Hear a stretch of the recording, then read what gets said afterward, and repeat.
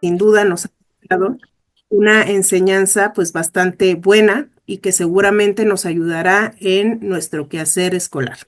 Quisiera dar la bienvenida, primero que nada, a los participantes de nuestro diplomado que se encuentran el día de hoy con nosotros en esta sesión y también a las personas que nos acompañan a través de nuestra transmisión en Facebook para que, bueno, podamos concluir con este ciclo de charlas que hemos comenzado hace un par de días. Y el día de hoy me complace muchísimo presentarles a nuestro invitado, que es el químico farmacobiólogo Manuel Bárcenas. Les voy a platicar un poquito acerca de su trayectoria. Luis Manuel Bárcenas es un profesional con una destacada trayectoria en el ámbito de la innovación, especialmente en la industria farmacéutica, cosmética y alimentaria. A lo largo de su carrera ha liderado proyectos enfocados en el desarrollo de nuevos productos y materiales de empaque, destacándose por su habilidad para integrar equipos interdisciplinarios y colaborar de manera efectiva con áreas como la planeación estratégica, la mercadotecnia, procesos de producción, mejora continua y gestión de la cadena de suministro.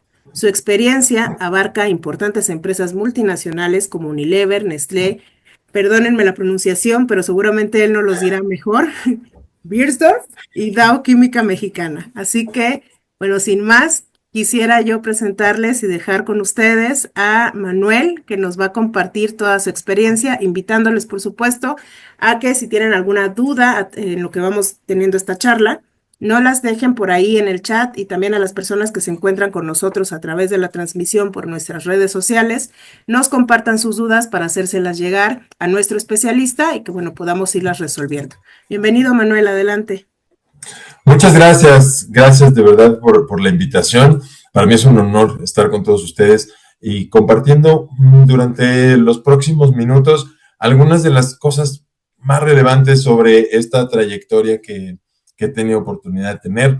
Entonces, pues bueno, empezando sobre esta situación, nuestra conversación del día de hoy se llama Investigación y Desarrollo en Materiales de Empaque en la Industria de Alimentos y Farmacéutica. Y esto es con la intención de invitar a la comunidad química y de tomar en cuenta dentro de la formación en química, ya sea de alimentos o farma en este caso, para poder tomar justo en consideración la situación que tiene que ver con los materiales de empaque. Y esto es porque todos nuestros productos, al final, lo que vayamos a desarrollar y lo que vayamos a, a colocar en un proceso de fabricación tendrá que ir empacado. Y eso es algo que debemos tomar en cuenta en el sentido de poder asegurar que nuestros productos llegan con la calidad adecuada y con las condiciones necesarias a nuestros consumidores. Y es en ese sentido en donde vamos a colocar esta conversación rápidamente y un poco ahondando sobre la trayectoria que he tenido la oportunidad de caminar. Es que justo yo empecé la carrera de químico farmacobiólogo en la Facultad de Química hace algún tiempo y yo no tenía muy claro o no tenía yo una idea de que se podía llevar toda la carrera hacia la industria del desarrollo de materiales de empaque. Claramente yo siempre tuve la oportunidad y siempre traté de generar todo el desarrollo de productos, formulación y tal, que es lo que habitualmente y de manera más común tenemos en nuestra formación académica. Sin embargo, las circunstancias me llevaron, justo como lo dice ahí, a comenzar haciendo ingeniería de empaque para Boehringer Ingelheim, que es una compañía farmacéutica, y después pasé a Unilever, después a Nestlé, después a Bayer, que es Nivea en realidad, y finalmente el día de hoy me desarrollo en la industria de los plásticos, en Dow Química Mexicana, que es una petroquímica, y ahí mi responsabilidad actual es la de servicio técnico y desarrollo para materiales de empaque rígido. Esto significa que aquellos fabricantes de material de empaque con polietileno, que van a terminar siendo botellas, tapas, tanques o cualquier pieza rígida de polietileno, mi responsabilidad es que ese material funcione y que cumpla con las características necesarias para proteger lo que está ahí adentro. Y esto fue con la intención de integrar justo este perfil, y la situación fue, y la manera en la que logramos, o la que logré caminar durante o por este camino, es que cuando nosotros tenemos una formación química y sabemos lo que ocurre con un producto, tenemos la oportunidad de exigirle al material de empaque lo que sea necesario para proteger nuestro producto y viceversa. Cuando estamos del lado del material de empaque, podemos entregar y brindar la mejor oportunidad que tiene el material de empaque para proteger el producto y tenemos entonces una conversación muy rica en áreas de investigación y desarrollo. ¿A qué me refiero? Normalmente en la industria vamos a tener estas dos grandes vertientes y va a ser el equipo que en investigación y desarrollo se encarga de desarrollar y de inventar formulaciones nuevas y de inventar productos nuevos. Y por otro lado tendremos al equipo de materiales de empaque. Así que, pues básicamente es en ese sentido en el que avanzaremos, hablando específicamente sobre alimentos. Y para darle ya avance a nuestra presentación del día de hoy, en Gerber, lo que, y sobre todo si viene alguna pregunta específica sobre principalmente nutrición infantil, en donde justo es un área o es un mercado en donde no es tan exigente como farma, porque no hay un principio activo para preservar la vida, pero no es tan relajado como cosméticos. O como, por ejemplo, productos no nutricionales. En baby food o en alimentos para bebé se tienen que cuidar mucho la parte nutricional y además la parte nutricional exige, sobre todo en el desarrollo de formulaciones para alimentos que van dirigidos a la población infantil, por ejemplo, control en azúcares, control cuando hay una carne, por ejemplo, tenemos que controlar antibióticos, hormonas, etcétera. Evidentemente, la parte regulatoria en cuanto a metales pesados, en cuanto a productos que pueden ser dañinos para la salud o que la norma no permite que vayan dirigidos a la población infantil, se tiene que cuidar. Y eso tenemos que protegerlo a través de los materiales de empaque. Entonces, básicamente es en ese sentido en donde estuvo más enfocada mi participación en la parte de alimentos con Nestlé. Y bueno, el resto, Boehringer es Pharma, en Unilever estuve en cosméticos con Pond's, Dove, Basenol, en Beiersdorf con Nivea y bueno, y como les comentaba hace un ratito, en la parte de Dow Química estoy en polietileno. Bien, ahora, la agenda y lo que vamos a ver el día de hoy está centrada en los siguientes temas, que son el empaque y la industria. Después vamos a ver el proceso de desarrollo de materiales de empaque y finalmente los procesos de acondicionamiento, que es justo el proceso en el que nosotros vamos a transformar, es decir, dentro de la cadena de valor, vamos a transformar la formulación en un producto que se va a distribuir y se va a comercializar principalmente en puntos de venta, que son los canales tradicionales en donde actualmente se comercializan los productos de consumo. Entonces, bueno, a manera de introducción y un poco ahondando en lo que hablaba hace unos minutos, siempre estamos considerando el desarrollo de nuevos productos y de nuevos ingredientes y de nuevas cosas que conforman lo que está adentro del empaque. Y eso es normal, en realidad es el corazón de cada producto que se va a vender. Sin embargo, necesitamos garantizar que ese producto cumpla con todo lo que el mercado requiere o el consumidor necesita, o en un caso ya farma, un paciente. En ese sentido, es que nosotros trabajamos en conjunto con las áreas de formulación para poder lograr esta protección. Y esto va en tres pilares principales. Necesitamos que el producto sea seguro, necesitamos que sea eficaz y necesitamos que tenga la calidad adecuada. Así que esto lo vamos a lograr en un producto que además se va a tener que mover desde la salida de la línea de producción hasta el punto de venta. Es decir, cada vez que nosotros visitamos el supermercado, que visitamos una tiendita, cualquier producto que está en ese punto tuvo que viajar durante muchos kilómetros o a lo largo de muchos kilómetros hasta llegar a ese punto y tiene que tener la calidad necesaria y tiene que tener tiene que cumplir con todos los requerimientos necesarios para que ese producto sea útil, tenga la calidad necesaria y sobre todo que sea seguro. Es decir, que no tenga ningún tipo de contaminación, que no tenga ninguna situación que pudiera poner en riesgo la calidad del producto o incluso al consumidor.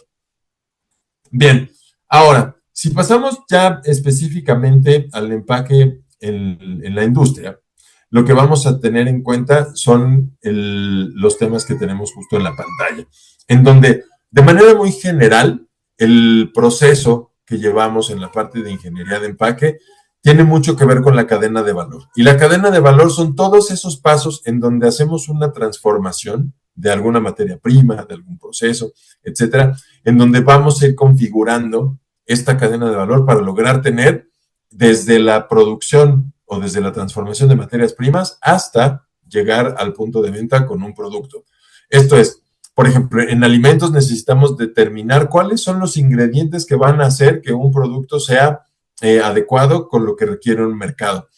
Entonces, en ese sentido, una vez que está justamente transformado, que tenemos el prototipo del producto que vamos a envasar, entonces hablamos de un empaque primario. Necesitamos asegurar que el empaque primario no interfiera y no interactúe con lo que vamos a colocar dentro. Es decir, si nosotros vamos a hacer un producto, vamos a decir, una botana con papas fritas, con el sabor el que sea, con el aditivo el que sea, necesitamos que esos aditivos y que esos sabores permanezcan exactamente como lo tenemos en el prototipo a lo largo de toda la cadena de valor.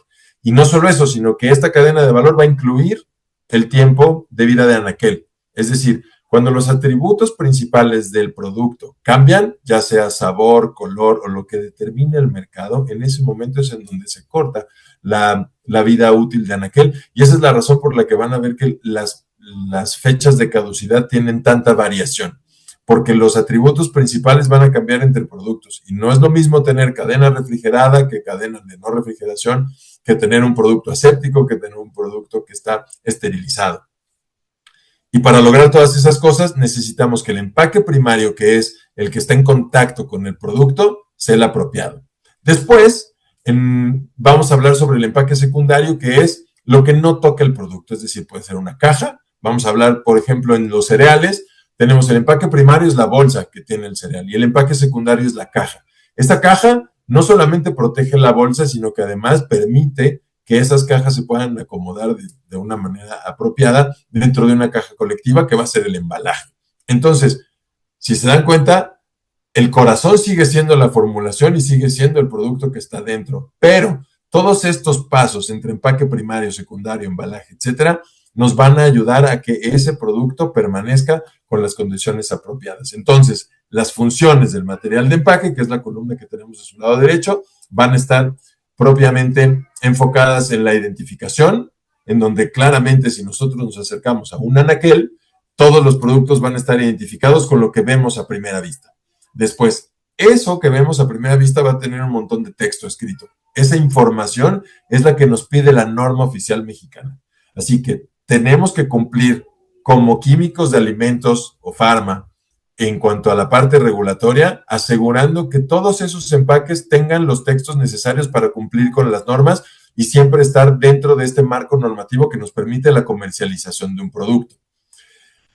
Adicionalmente, vamos a tener estos materiales de empaque como protectores de este producto, es decir, lo que habíamos hablado hace unos minutos, en donde una caja de cereal va a proteger la bolsa y esa bolsa va a proteger el cereal y así sucesivamente, dependiendo claramente de las necesidades de cada uno de los productos.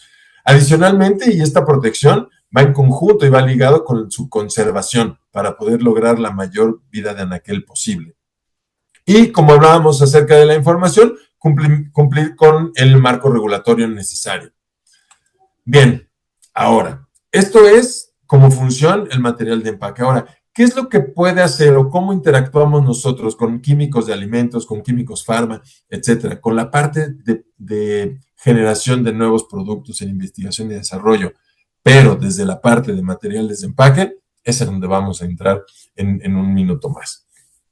Y bueno, el desarrollo de materiales de empaque no es otra cosa que el proceso en donde vamos a incorporar o vamos a poder traer un nuevo producto o traer un nuevo material a una cadena productiva. La cadena productiva no es otra cosa que estos procesos de la cadena de valor que hacen la transformación de algunas de materias primas.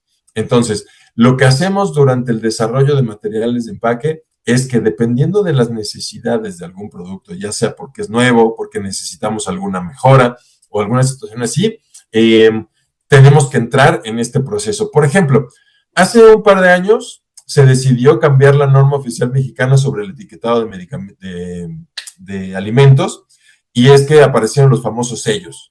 Estos sellos originalmente aparecieron en Chile y la legislación en Latinoamérica tiene muchísima comunicación y alguien decidió que en México podría ser útil.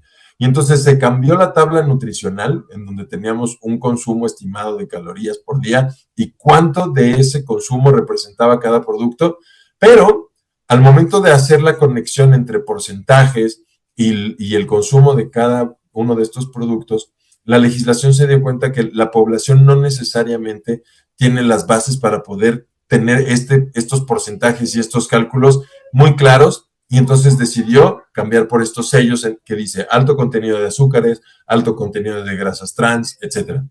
Bien, en este caso tuvo que entrar el equipo de desarrollo de material de empaque para reorganizar el espacio que tienen las etiquetas de todos los productos que van a incorporar ahora estos sellos. Entonces, estas necesidades de cada producto pueden venir nuevamente por desarrollo de un producto nuevo, por mejoras en algún producto o incluso por alguna situación que tenga que ver con el marco regulatorio. En ese sentido, para poder hacer que estas etiquetas conserven los sellos y que sigan teniendo todo el cumplimiento, que no solamente va a ser regulatorio, sino que también debe de cumplir con la parte mercado, es decir, la identificación, el posicionamiento en un anaquel, para que la identificación del consumidor no cambie. Entonces, en ese sentido, es que entre el equipo de materiales de empaque y además debe de estar conectado con el equipo de desarrollo de la formulación para saber exactamente cuál es el tipo de cambio que tenemos que colocar. Si tenemos que colocar alto nivel de azúcar, si tenemos que colocar grasas trans, etcétera. Entonces, esa conversación se vuelve en algo muy rico y muy fluido cuando ambos equipos, tanto empaque como formulación, están formados en la parte de química. Bien, ahora, este es un mapa del proceso de desarrollo de materiales de empaque, en donde, como habíamos hablado hace un momento, se tiene que definir el producto. Definir el producto no es otra cosa que saber exactamente qué es lo que vamos a empacar. Si es un producto seco, si está en polvo, si son papas fritas, si tiene grasas, si es un semisólido, si es un sólido, si es una salsa, etc. En ese sentido, una vez que está definido, entonces podemos proponer un material de empaque que hay que desarrollar. Y, por ejemplo, últimamente han visto que los materiales están cambiando de vidrio a PET, por ejemplo. No todos los productos están listos para estar en contacto con PET, porque PET no ofrece la misma resistencia o la misma barrera tanto a la humedad o principalmente a la humedad. Y esta barrera, el vidrio, es el ganador. Eso por un lado. Pero también tenemos que tomar en cuenta que algunos de los consumidores prefieren utilizar envases de vidrio que envases de PET, porque hay ocasiones en donde el consumidor reutiliza el envase de vidrio, por ejemplo, ¿no? Entonces, todo esto son estudios tanto de mercado como de utilización, tanto intencionada como no intencionada, del material de empaque, que no necesariamente tiene que ver con el producto que está ahí dentro. Así que todos estos elementos se deben tomar en cuenta para poder proponer el material que se va a desarrollar. Una vez que está definido el producto y en qué lo vamos a envasar, entonces ahora vamos a calificar proveedores. Y la calificación de proveedores es súper importante porque el químico que califica el proveedor tiene la noción para hacer una especie de auditoría y saber que el material de empaque que se fabrica en cierta planta va a cumplir con las necesidades y va a cumplir con los requerimientos que tiene un material de empaque para llegar seguro a la planta de producción donde se va a envasar un producto. Bien, una vez que se califican los proveedores a través de estas auditorías, entonces tenemos prácticamente la parte de desarrollo cerrada y entonces nos vamos a la parte documental en donde vamos a hacer el desarrollo de especificaciones. Las especificaciones no son otra cosa que el plasmar oficialmente en documentación los requerimientos que tiene cada material de empaque. Ejemplo, si tenemos un PET, necesitamos que la botella tenga ciertas dimensiones para que pueda embonar con la tapa, necesitamos que el espesor del PET tenga justamente este espesor de pared con algo definido para poder asegurar la barrera al oxígeno, a la humedad. Necesitamos que las especificaciones indiquen el color, que indiquen cuántos productos tienen que llegar por caja, de qué manera tienen que estar envasados, para asegurar que ese material no va a estar dañado. Y al momento de que el equipo de calidad de la planta de producción recibe el material, pueda darle salida y en ese momento se convierte en material productivo. Y la única arma que le vamos a entregar nosotros como desarrolladores al equipo de calidad para liberar y dictaminar estos materiales son las especificaciones. Una vez que están hechas las especificaciones, entonces nos vamos a diseñar el proceso de acondicionamiento. Esto significa, ¿cuál es el proceso que vamos a utilizar para poder hacer que el producto ahora quede dentro de su material de empaque? Tenemos que asegurarlo porque vamos a suponer que tenemos un producto en suspensión, por ejemplo.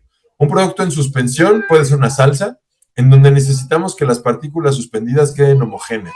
Para eso, no podemos tener momentos estáticos en donde las partículas suspendidas caigan. Así que debemos diseñar un sistema de recirculación o un sistema en el que aseguremos que las partículas queden homogéneas y que queden distribuidas adecuadamente para que la suspensión esté de acuerdo. Entonces, ahí también tenemos que entrar como ingenieros de empaque a diseñar este tipo de procesos para poder asegurar que dentro del proceso de empaque o de acondicionamiento no se tenga una falla en el proceso. Bien, el siguiente punto, después de tener desarrollado el proceso de acondicionamiento, ahora entramos a una fase de validación. Una fase de validación significa tener la evidencia documental de que el proceso se comporta de la misma manera lote a lote. Y en ese sentido, lo que vamos a hacer es que mientras estemos dentro del estado validado, el producto que estamos entregando hacia la cadena de distribución y la cadena de comercialización, aseguramos que es exactamente igual y que cumple con todas las especificaciones de calidad necesarias. Básicamente ese es el resumen de cómo funcionan o cómo es la función del desarrollador de materiales de empaque en un equipo de investigación y desarrollo. Bien, ahora, hablando ya específicamente sobre algunos de estos puntos que consideré los más retadores de cierta forma o los que tienen una relevancia especial, denme un segundito, por favor, discúlpenme. Un momentito, por favor. Bien, gracias, disculpen ahí la interrupción. Un momentito, por favor.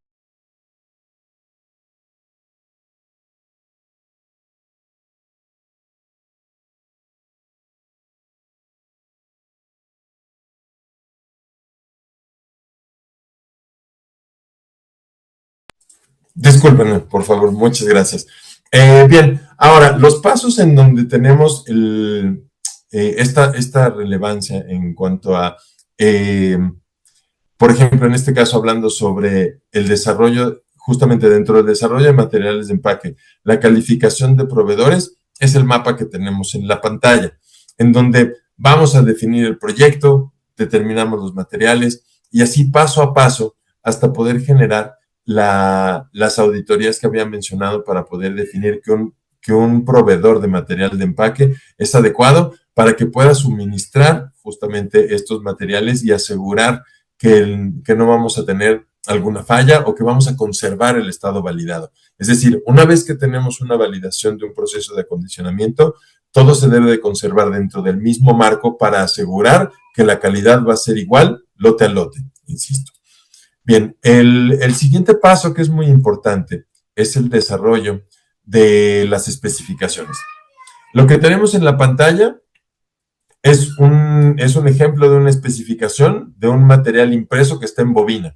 Por ejemplo, estos materiales impresos en bobina son los que se utilizan para, pueden ser desde sobres, por ejemplo, sobres o bolsas como las de las papas fritas que son en botana, las mismas bolsas para cereales, etcétera. Estas normalmente, aunque las bolsas para cereal no están impresas, funcionan con la misma tecnología, es decir, es una bolsa que se forma a partir de una bobina. Esta bobina tiene que tener cierto ancho, tiene que tener un espesor, tiene que tener unos textos impresos, tiene que tener una distancia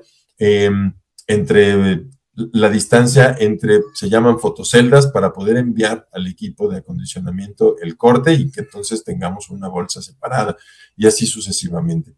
Entonces, todo lo que pongamos nosotros o todo lo que se coloque como información en la especificación son los elementos que el equipo de calidad tendrá que revisar a la recepción de cada material de empaque para poderlo dictaminar y considerar productivo, y hasta ese momento es que se considera dentro de un almacén para integrarse en la cadena de valor de la producción de un alimento o de un fármaco. El siguiente punto es acerca del proceso de acondicionamiento, en donde, nuevamente, aquí lo que vamos a tomar en cuenta va a ser las características del producto, si es sólido, si es líquido, si es semisólido, si es un polvo, si es un seco, etcétera. Y a partir de ahí, el material de acondicionamiento o el material de empaque primario para saber cuál es el tipo de proceso que vamos a tener, si va a ser un llenado, vamos a decir, por gravedad, es decir, si es un seco, normalmente las tolvas de alimentación van a tener la reología para que entre, por ejemplo, un polvo en una lata, vamos a decir, una fórmula infantil de fórmula láctea. Esta reología del polvo la tenemos que medir para saber cómo va a caer, se diseña la tolva y entonces por gravedad se abre la tolva y se coloca la cantidad de producto que tiene que ir dentro de la lata. Y después de eso viene la engargoladora, viene una sobretapa y se va. Ese tipo de cosas sobre el empaque primario son las que debemos definir para saber las capacidades de las líneas de acondicionamiento. Adicionalmente, vamos a hablar ahora del siguiente paso, que es el empaque secundario, donde vamos a colocar etiquetas, cajas, blisters, cualquier cosa que tenga que ver ahora en un siguiente paso, que normalmente eso es más sobre marketing para poder identificar y posicionar nuestro producto en el anaquel. Y finalmente, tenemos que definir cuál es la mejor forma de enviar eso a un almacén de distribución o a una tienda de conveniencia, etcétera. Vamos a definir cuántas cajas, cuántas cajas debe tener dentro y que se mantenga la protección y la calidad de nuestro producto. Podríamos pensar que podemos colocar una caja con muchísimas unidades adentro, sin embargo, eso puede hacer que la caja que está afuera, la caja colectiva, no resista mecánicamente el apilamiento o el pallet, el paletizado, que es el armado en la tarima, y entonces dañe nuestro producto. Así que tendremos que hacer un armado que sea eficiente para poder colocar la mayor cantidad de piezas dentro de una caja, asegurando su protección mecánica en ese sentido. Y después, saber que el mercaderista, que es la persona que va a tomar el producto y lo va a colocar en un anaquel, va a ser fácil para él sacar una caja de 24 unidades y entonces tener normalmente números pares y tener una situación en ese sentido para poder contabilizar el producto y que esté dentro de las necesidades del negocio también es importante. Nuevamente, cuando nosotros tenemos una formación química en ese sentido, podemos participar para poder asegurar y para poder siempre cuestionar el por qué nuestros productos están de qué forma. Y así siempre saber que lo que se desarrolló al momento de hacer la investigación y desarrollo, valga la redundancia, en el equipo de innovación, la consecuencia será tener un producto útil y con la calidad necesaria en un anaquel. Finalmente, y a manera de conclusión, pues bueno, me gustaría compartirles que justo los ingenieros de empaque están en todas las industrias.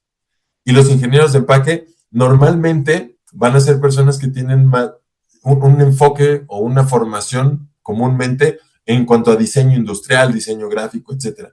Sin embargo, estos ingenieros de empaque que tienen interacción con áreas de mejora continua o con áreas que tienen una formación un poco más de ingeniería, como pueden ser justo los químicos en alimentos, los farma, los químicos puros, ingenieros de procesos, ingenieros mecánicos, etcétera, es mucho más sencillo tener un lenguaje que sea homogenizado, que sea estandarizado para poder tener las necesidades de cada cadena de valor nuevamente estandarizadas. ¿Y a qué me refiero?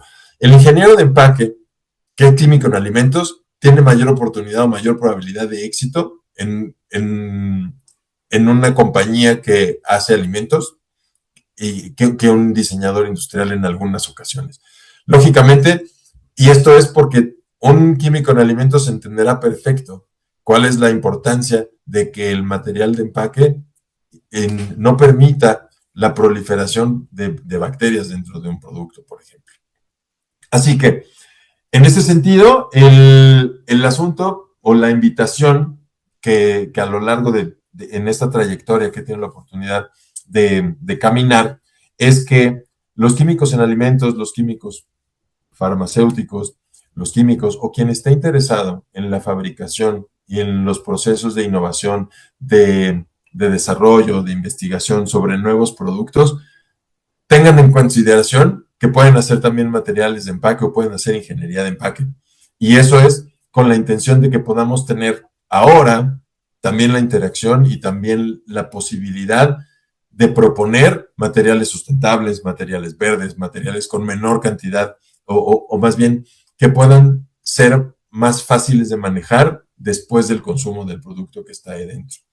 Y finalmente, pues la formación en ciencias químicas sí nos permite tener una ventaja competitiva y sobre todo porque en investigación y desarrollo necesitan estos conceptos para poder hacer productos nuevos y para poder mejorar productos existentes y para poder actuar de la manera más apropiada en cuanto a situaciones que vienen en un constante cambio, por ejemplo, regulatorias.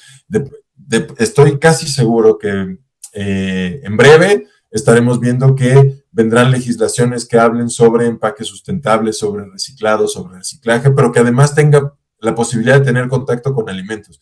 Entonces, todo eso nos va a necesitar como profesionales de la química para poder tener estos desarrollos y para poder tener estas ideas listas para actuar en consecuencia y poder darle la solución adecuada, apropiada y principalmente que logremos lograr justo la seguridad alimentaria, que es tratar de llevar la mayor cantidad de alimentos a la población sin desproteger a otros. Así que, pues bueno, básicamente eso es lo que tenía como presentación y les agradezco mucho su atención y evidentemente y por supuesto queda el micrófono abierto. En la pantalla está mi correo si alguien considera al tener alguna o tiene alguna duda posterior, con muchísimo gusto yo estoy a la orden y pues bueno, espero haber sido elocuente al momento de hacer esta presentación. Nuevamente les agradezco muchísimo el favor de su atención y quedo a sus órdenes para poder generar esta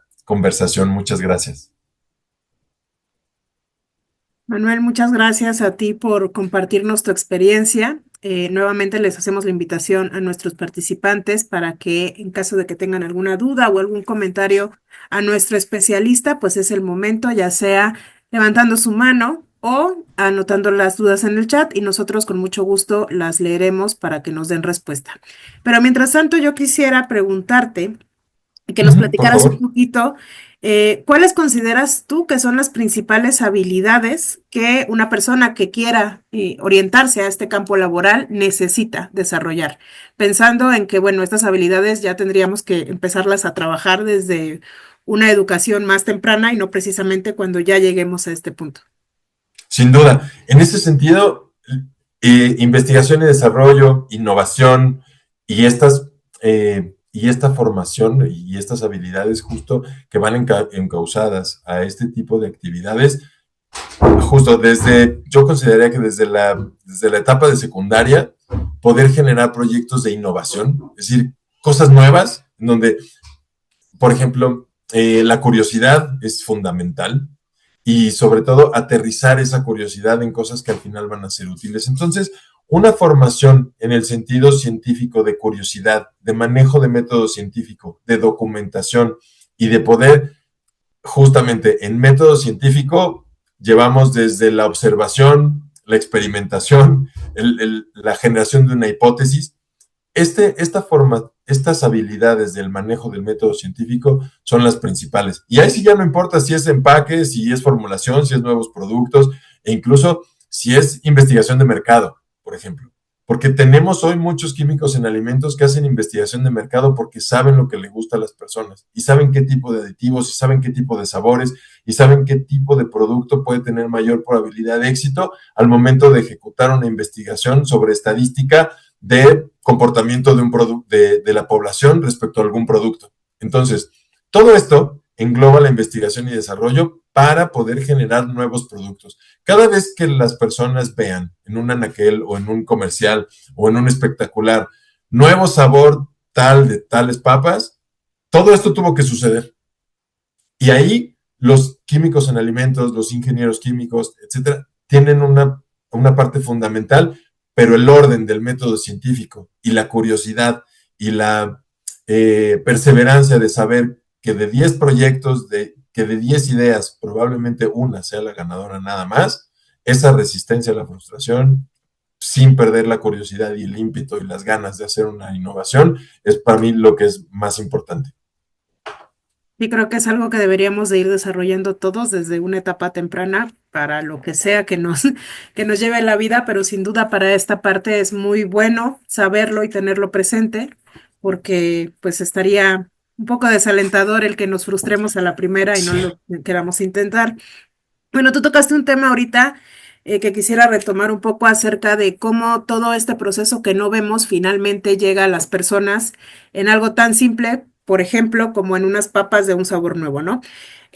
¿Cómo consideras tú que tu trabajo impacta a las personas en su vida cotidiana y específicamente pues en la parte de salud? Porque sabemos que todo esto de alimentos está muy relacionado con la parte de salud como tal. Sin duda. En ese sentido, la principal o la conexión principal para poder asegurar que el impacto sea positivo y no al contrario, es la parte regulatoria y la parte legislativa, en donde nuevamente los comités de normas están plagados de profesionales de la industria, pero que no necesariamente es de alimentos. Entonces alguien considera que una legislación que se dio en otro país puede ser útil para nosotros, necesitamos participar activamente para poder cuestionar y entonces cada vez que llega un comité de normas con una iniciativa nueva, porque el proceso de normativa lo que hace es que emite una consulta pública, en donde cualquier persona tiene la posibilidad de leer una norma y colocar comentarios. Participar activamente en ese sentido es lo que se hace en la industria para poder decir, momento, si nosotros hacemos tal o cual modificación de acuerdo a la norma, entonces podemos colocar en riesgo a la población. Y en ese sentido, nosotros tenemos la oportunidad de que la formación química nos dé para poder tener algunos, vamos a suponer, valores nutrimentales o incluso, por ejemplo, vamos a hablar de un ejemplo muy rápido. Si mañana se emite una legislación sobre material reciclado, en donde tiene que tener cierto porcentaje de material reciclado el empaque primario, necesitamos evaluar que el material de empaque primario reciclado no tiene una interacción toxicológica con el producto, porque eso estuvo en la basura alguna vez. Entonces, ¿cómo hacer para que toda esa cadena esté dentro del marco regulatorio, pero que además también cumpla con la calidad y con la seguridad de las personas? Entonces, ese es el impacto que tenemos en investigación y desarrollo en cualquier industria. Y ahí sí, no tiene, nuevamente, no solamente enfocado en el empaque, sino que también la formulación tiene que asegurar que su producto está seguro, a pesar de colocar, por ejemplo, un reciclado. Entonces, en ese sentido, es en donde tenemos la oportunidad de interactuar y de tener el mayor impacto posible para poder empujar a que la industria se maneje nuevamente con los conceptos adecuados para poder tener a una población siempre en seguridad, con la calidad necesaria y principalmente, pues, mantener justo la seguridad. Sí, justamente. Y bueno, quisiera leerte un comentario por acá que nos hace Luz, en Por donde favor. te agradece y dice que está muy interesante la temática del día de hoy. Ve que reafirman que hay una carrera o materia, que una carrera o materia no es aislada, que todas las profesiones se entrelazan y que así se debería de trabajar con los estudiantes. Un poco lo que nosotros hemos estado reforzando, te platico rápido, es justamente esta interdisciplinariedad en STEM, ¿no? Para que puedan realmente el poder darle solución a estas problemáticas desde diferentes puntos de vista. Y justo en ese tema, la maestra María Leticia nos comenta que es muy interesante conocer de esto y aperturar a los alumnos a ver qué hay detrás de los productos que tal vez solo están acostumbrados a tomar de los anaqueles. Creo que es algo que nos pasa a todos, tomarlo del anaquel y consumirlo. Y que bueno, esperan que con estas actividades STEAM exista una conexión hacia estos procesos y carreras y estoy segura que además de con las actividades, pues con la experiencia de alguien como tú que ya tiene todo este campo laboral y esta visión, seguramente los docentes se llevan muchísimas experiencias enriquecedoras para poder llevárselas también a los estudiantes. Sin duda. Y de hecho, un buen experimento, y de verdad estoy seguro que la mayoría, de las personas que estamos aquí lo han vivido, y es que la abuelita siempre dice, mete el bolillo en una bolsa de plástico, porque si no se hace duro. Bueno, pues lo que sucede es que precisamente la bolsa de plástico va a tener cierta barrera que va a evitar que la humedad y el oxígeno haga que nuestro bolillo se haga duro. Por ejemplo, esto es algo muy elemental que nos pasa cotidianamente y que es parte de lo que hacemos en investigación y desarrollo.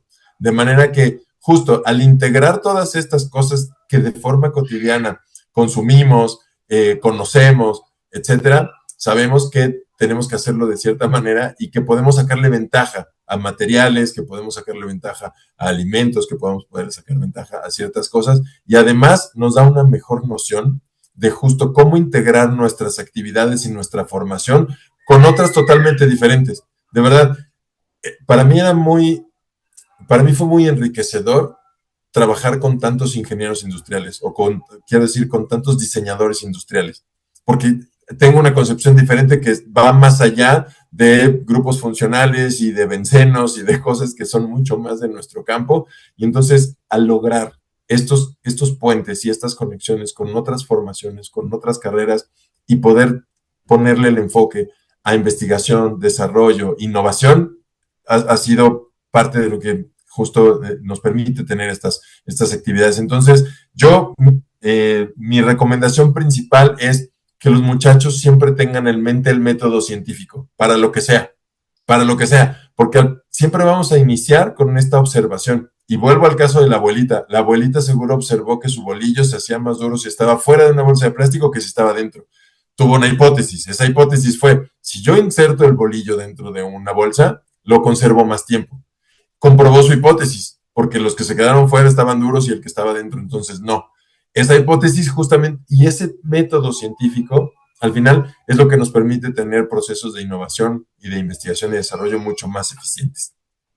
Y que uno pensaría que se necesita un laboratorio muy Exacto. sofisticado para poder llegar a eso, pero mira, este ejemplo que nos das está muy bueno como para poder hacer alguna actividad ahí con los estudiantes y que se enganchen justo en este tema.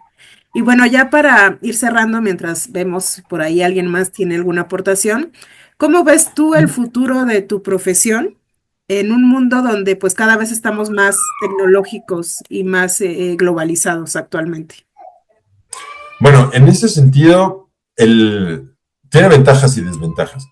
Por ejemplo, una de las ventajas más claras y más importantes es que si alguien ha consumido un refresco, se puede dar cuenta que la tapa de un refresco rojo le queda al del refresco azul y le queda al refresco verde y al del amarillo, porque industrialmente y globalmente todo el mundo se pone de acuerdo para poder tener las mismas condiciones. Y eso es porque si alguien deja de producir una botella, lo producirá el de al lado. Y entonces no se pone en riesgo el mercado.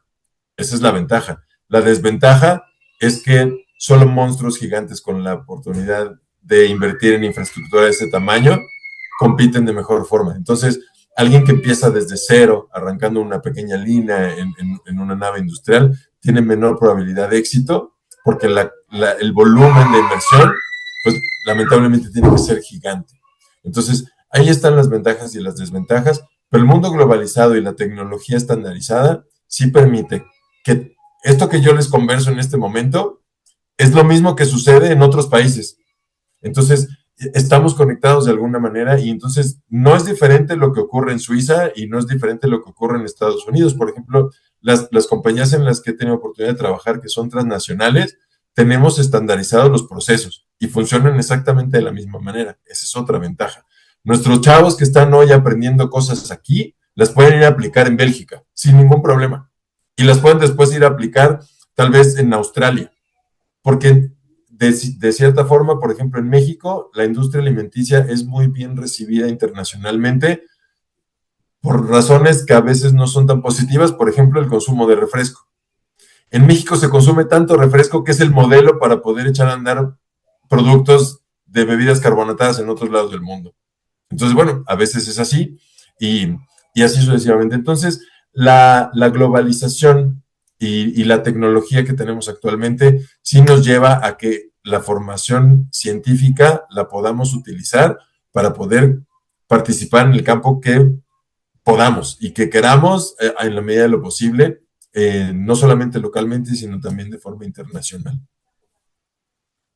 Sí, eso es bastante esperanzador porque uno pensaría que, bueno, tristemente siempre vemos como a los países industrializados, al primer mundo, vemos hacia allá, pero la verdad es que en México estoy convencida de que hay mucho talento y que finalmente hemos llevado todo ese talento a grandes oportunidades para que justo puedan demostrar que lo mismo que hacen allá lo podemos sacar de este lado Sin y duda, bueno, esto para los estudiantes creo que va a ser bastante motivador justamente.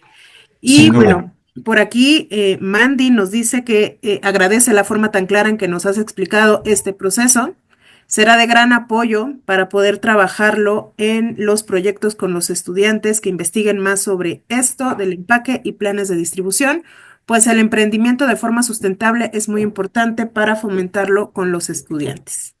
Y bueno, sabemos que vamos a tener por ahí una segunda sesión en donde te agradeceríamos muchísimo que nos pudieras acompañar también, porque pues ya vamos a poder darte dudas más puntuales justamente del trabajo de los estudiantes, de cómo están haciendo este proyecto, de qué es lo que necesitan y tu experiencia va a ser maravillosa para que ellos puedan encaminarlo de la mejor manera posible. Con muchísimo gusto estoy yo a sus órdenes. Y algo con lo que me gusta cerrar siempre es, la Facultad de Química a mí me dio todo para hacer justamente esta trayectoria que les compartí. Lo menos que puedo hacer yo es devolvérselo a mi país con este tipo de cosas. Entonces, primero reconocerles a ustedes esta iniciativa, reconocer cómo las ganas de hacer las cosas diferente y de poder tratar de identificar estas piezas en el rompecabezas para armar algo que al final va a ser benéfico para las generaciones futuras. Entonces, estas generaciones que vienen y que están interesadas en la ciencia y que están interesadas en temas de innovación, mientras más aterrizados se los podamos compartir, mayor iniciativa, quiero decir, mayor motivación a continuarlo van a tener. Porque hoy, de alguna forma, la, muy pocos muchachos quieren ser científicos, vaya. Todos están pensando tal vez hacer algún otro tipo de cosas. Pero la ciencia no necesariamente es aburrida y no necesariamente tiene que ver con hacer miles de doctorados. La ciencia no es otra cosa que hacer experimentación. Y todos hacemos experimentación todos los días. Entonces, bueno, esa es mi intención y cuenten conmigo para lo que sea necesario. Por supuesto, yo estoy a la orden y nuevamente les agradezco la oportunidad de compartirles pues un poco de lo que he tenido la oportunidad de hacer y nuevamente reconocerles esta iniciativa, está espectacular, de verdad, muchas No, pues felicidades. de verdad muchas gracias a ti por darnos todas estas ideas y perspectivas que nos compartiste y que nos van a impulsar a seguir reflexionando y aplicando lo aprendido en diferentes áreas, ¿no? Antes de cerrar, me gustaría darle la palabra a nuestra directora del programa, a Julia Fregoso, que se encuentra el día de hoy con nosotros y que por ahí nos va a dar el cierre de esta sesión para poder agradecerte como lo mereces. Y Julia, ¿andas por ahí? Sí, ¿verdad? Ahora veo.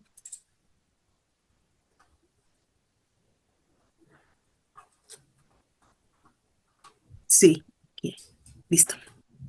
Ahí va.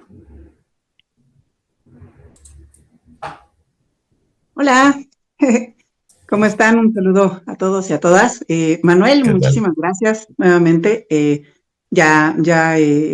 Romina te expresaba nuestra gratitud, pero bueno, te lo extiendo. En verdad, muchísimas gracias por esta gran charla y por toda la motivación y comentarios que nos dejaste, en verdad, de gran valor, creo que para el programa y para todos nuestros participantes. Muchísimas gracias, Manuel. Y pues ya te comprometimos para la siguiente, a Sin inicios del problema. mes de febrero.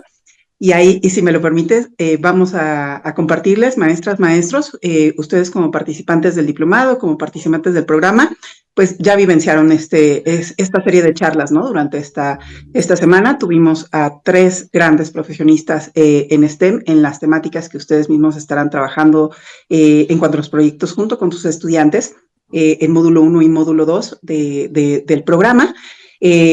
Cerramos entonces con esta presentación de Manuel nuestra serie de charlas del módulo 1, pero nuestros 3 ponentes regresarán para el módulo 2. A inicios del módulo 2 contaremos con su participación nuevamente y ahí será la dinámica un poquito diferente porque la idea es que sus tutores se estarán acercando con ustedes conforme avancen un poquito las semanas, por ahí de inicios del mes de enero. Les estarán preguntando sobre qué dudas en particular están teniendo sus estudiantes con respecto a sus propios proyectos, ¿no? Y cómo desde esta perspectiva de nuestros especialistas, desde la experiencia que ellos tienen en campo, resolviendo estos mismos retos que están justamente relacionados con lo mismo que se están enfrentando sus chicos, sus chicas en el contexto de sus comunidades, pues qué les pueden aportar, qué les puede sugerir. Entonces, estén muy al pendientes, va a haber una dinámica muy interesante, van a poder grabar a sus estudiantes, obviamente con todas las medidas de seguridad posibles, pero para que les puedan hacer de viva voz estas preguntas a los especialistas, a través de sus tutores nos las harán llegar, nosotros les haremos una revisión en el sentido de seleccionar aquellas que se repitan, ¿no? Tenemos participantes, como saben ustedes, en Veracruz, en Nuevo León, próximamente en Ciudad de México, entonces seleccionaremos aquellas preguntas que se repitan, ¿no? En la mayor cantidad de nuestros participantes, y esas se las haremos llegar a nuestros ponentes, y en estas nuevas sesiones del módulo 2 a inicios de febrero, la siguiente vez que nos acompañen, pues van a darles contestación a estas preguntas muy enfocadas a sus proyectos. Entonces, serán sesiones sumamente interesantes. Ahorita nos dieron esta patada inicial, este punto de partida en las temáticas, y así continuaremos en módulo 2 y posteriormente en módulos 3 y 4 será una dinámica muy similar, ahí con otras temáticas distintas. Pero de la misma manera tendremos nuestros 3 ponentes en módulo 3 y cerrarán en módulo 4. Entonces, pues les agradecemos muchísimo, muchísimo su participación. Continúen en el programa, estamos muy al pendiente de ustedes. Manuel, nuevamente, muchísimas gracias por todo. Y quisiera ver si hay alguna otra duda. Sí, hay una duda de Daniela, en donde trabajan con algunos proyectos donde han hecho algunos productos como jabón ecológico, sidra artesanal, deshidratado solar, y entonces alguna asesoría para hacer estudio de mercado teórico para fortalecer los proyectos. Por supuesto que sí, definitivamente es algo fundamental. La verdad es que de alguna manera, no puedo decir si positivo o negativamente, pero si algún proyecto no se convierte en negocio, pues lamentablemente deja de tener interés de alguna forma. Entonces, en ese sentido, con muchísimo gusto, si más adelante tiene algunos detalles o alguna situación así, con mucho gusto podríamos trabajar sobre un estudio de mercado, en donde, de manera muy general, los estudios de mercado se hacen a través de la compra de bases de datos. Entonces, ahí hay algunas agencias como Mintel, principalmente, que es la que tiene bases de datos gigantes sobre movimientos y sobre comportamiento de mercado, dependiendo de las aplicaciones o de los productos de consumo masivo, y así es como se hacen los estudios de mercado. Entonces, podemos hacer una simulación para que para los chicos sea útil, y ahí algo que les encanta a los muchachos es ir a buscar a internet. Entonces, si ellos buscan alguna información, la información que tengan es perfecta para después hacer un análisis y que ellos mismos se den cuenta que no necesariamente lo que encuentran así habitualmente es tan útil, pero que sí le pueden sacar un jugo importante, sobre todo si tienen esa forma o esa sensibilidad de discernir lo que es útil de lo que es simplemente un manejo habitual o un manejo cotidiano de información. Pero sí, con muchísimo gusto, cuente conmigo.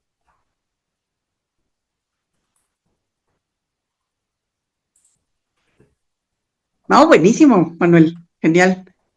Creo que le gustó mucho la idea a la maestra, excelente. Súper. Y también Miriam Ochoa nos dice, muchas gracias, muy interesante la plática y muy clara.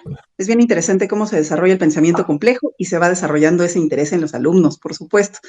Sí, con todo esto que nos mencionas, Manu, la verdad fue interesantísimo escucharte, ¿no? Cómo desde la curiosidad podemos ir trabajando este pensamiento crítico, ¿no? Este discernimiento como bien le mencionas, ¿no? Entre esta información, porque es demasiado, ¿no? Luego es pues una vorágine de información que tenemos, pero desarrollar ese pensamiento crítico desde edades tempranas es sumamente crucial, ¿no? Para lo que se viene. Digo, siempre lo decimos en el programa, si pudiéramos tener muchos más científicos, científicas, ingenieros, ingenieras, vaya, interesados en estas disciplinas y que crezcan y que se desarrollen en esto, qué mejor. Pero si no, hoy tienen otras aficiones y sus caminos los llevan a otros lados, de todas maneras, que todas estas habilidades, estas actitudes permanezcan con ellos y que los vuelvan mejores ciudadanos del siglo XXI, pues eso es lo más importante, ¿no? Sin Entonces, duda. gracias. Sí, excelente. Y creo que ya, ¿verdad? Con los comentarios que tenemos. Sí. Muy bien. Sonia, muchas gracias. Muy interesante para desarrollar diferentes proyectos con nuestros alumnos. Excelente. Esperemos que se lleven justo esa motivación para empezar a trabajar estos proyectos, si todavía no lo realizan, que se lleven este ímpetu, esta motivación para empezarlo a hacer. Muchísimas gracias nuevamente entonces a todos y a todas. Le dejo la palabra a Ron para cerrar la sesión. Manuel, nuevamente, gracias. A ti, muchas gracias. Bien, pues ya para cerrar, no me queda más que reiterarte nuestro agradecimiento y pues nuestra expectativa para poder verte en una segunda sesión, seguramente también de los docentes, para poder llegar con todas estas inquietudes, tanto de ellos como de los chicos, ya con proyectos que seguramente irán avanzando. Y mientras tanto, pues quisiera decirles a todos muy buenas noches. Muchas gracias, Manuel, de verdad. Ha sido un placer escucharte el día de hoy. A todas las personas que nos acompañan a través de nuestra transmisión en Facebook y a nuestros participantes del diplomado, muchas gracias y que tengan una muy buena noche. Muchas gracias. Hasta la próxima. Nos Hasta vemos. luego.